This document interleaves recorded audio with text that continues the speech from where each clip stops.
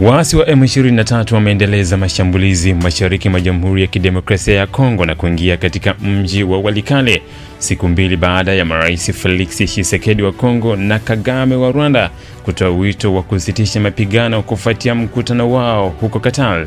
Milio ya risasi ilisikika usiku wa jana karibu na mji huo katika eneo la Nyambangi ambako mapigano yamekuwa yakiendelea kati ya waasi wa M23 na jeshi la Kongo.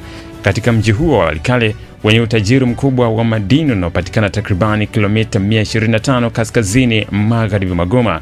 Hayo yakiarifiwa, Rais wa Kongo Felix Tshisekedi amesema nchi yake inatarajia kuanzisha uwezo wake wa ulinzi na usalama kama sehemu ya mkataba wa ushirikiano na Marekani, ambapo Washington itanufaika pia na madini ya Kongo. Katika hatua nyingine, Rais wa Faransa Emmanuel Macron aliwapokea jana wawakilishi wa makanisa ya Kongo ambao wanajaribu kurejesha amani mashariki mwa nchi hiyo. Macron amesisitiza kuwa anaunga mkono mchakato wa mazungumzo ili kutafutia suluhu mzozo huo ambao umekuwa ukiendelea mashariki mwa Kongo. Clever vipi?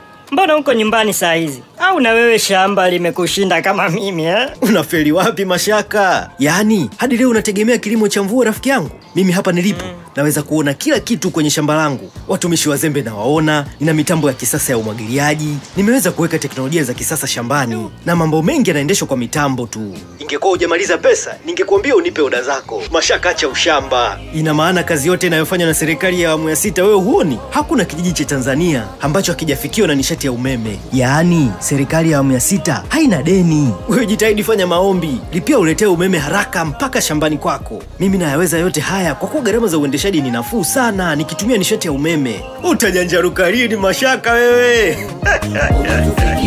Nishati ni maendeleo.